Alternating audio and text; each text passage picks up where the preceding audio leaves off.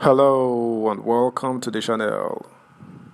Could it be possible that President Bola Ahmed Tinubu suspended the Economic and Financial Crimes Commission EFCC chairman Abdulrasheed Bawa so that he cannot go against some of his cronies like former Zamfara State Governor Matawalle, Senate President Akpabio, or even the former Ekiti State Governor Fayemi, who have all been under the radar of the ex-EFCC boss.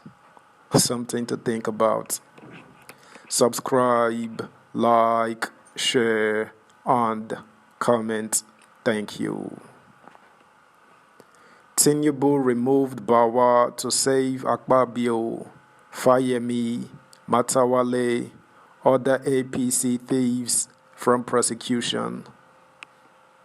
On Wednesday, President Bola Ahmed Tinubu removed Abdulrasheed Bawa as the chairman of the Economic and Financial Crimes Commission, EFCC. The president, who assumed office on May 29 with the highest corruption perception index of any Nigerian leader, said he suspended Mr. Bawa to allow a detailed investigation into multiple petitions assailing the anti-graft chief's conduct in office. Mr. Bawa was subsequently held by the State Security Service (SSS), where he lingered under interrogation without access to a legal representative as of this publication. While Mr. Tinubu's supporters have praised his action as indicative of his resolve to promptly address complaints against public servants in his administration, in contrast with Muhammadu Buhari's manifest laziness in handling similar transgressions, anti-corruption activists are skeptical about the timing and circumstances preceding his route towards Mr. Bawa, who is among the first cadets of the EFCC in 2003 and became the youngest officer to lead the agency following his confirmation to the position by the Nigerian Senate in 2021. For one, Mr. Tinubu's action was seen as retaliation because Mr. Bawa, 42, had launched an investigation into Mr. Tinubu's alleged fraud and racketeering while he was in charge of the EFCC's Lagos Zonal Office in 2020. We all saw that Bawa was investigating Tinubu just before he became the EFCC chairman and moved to the headquarters in Abuja. Anti-corruption analyst Shola Olubanjo said, "The president being so prompt in removing a man that investigated him strikes me as too convenient."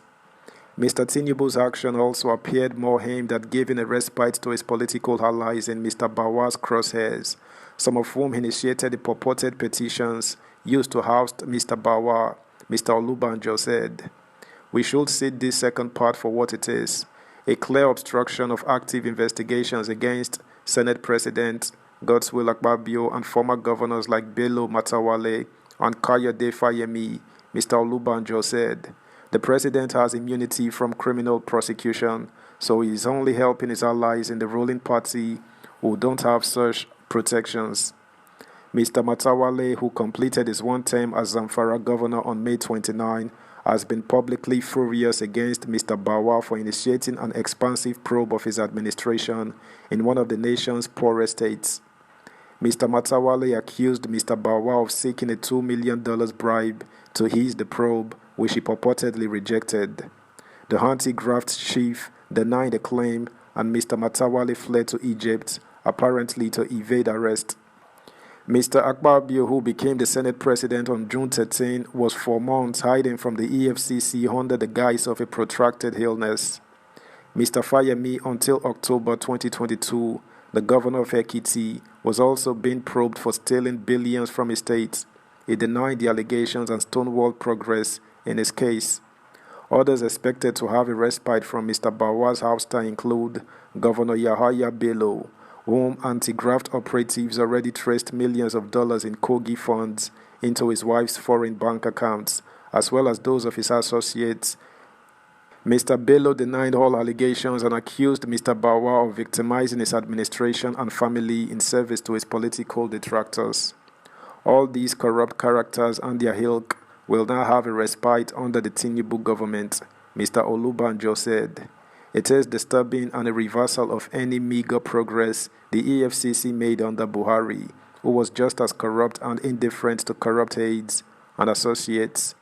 Mr. Tinubu has denied favoring his allies with Mr. Bawa's removal, which came barely days after the president removed Godwin Emefiele, another perceived adversary, as governor of the Central Bank of Nigeria, with his spokesman, Dele Halake, saying the president wanted to start his administration on a clean slate. Still, Mr. Olubanjo said Mr. Tinubu, who once forfeited money to American law enforcement for drugs trafficking, should use his presidency to burnish his unsavory image. He should see his presidency as an opportunity to repair his image and leave a legacy of a leader who eschewed personal, political, and pecuniary considerations to foster a decisive law enforcement system for the Nigerian people, the analyst said. Subscribe, like, share, comment, and please turn the notification bell on.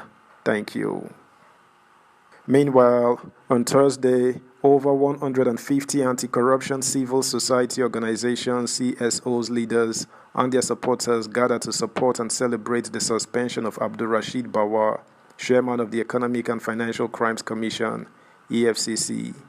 They trooped out on the streets of Ikeja in Lagos, defying heavy rain and chanting solidarity songs, after which they converged in a hall to address a news conference.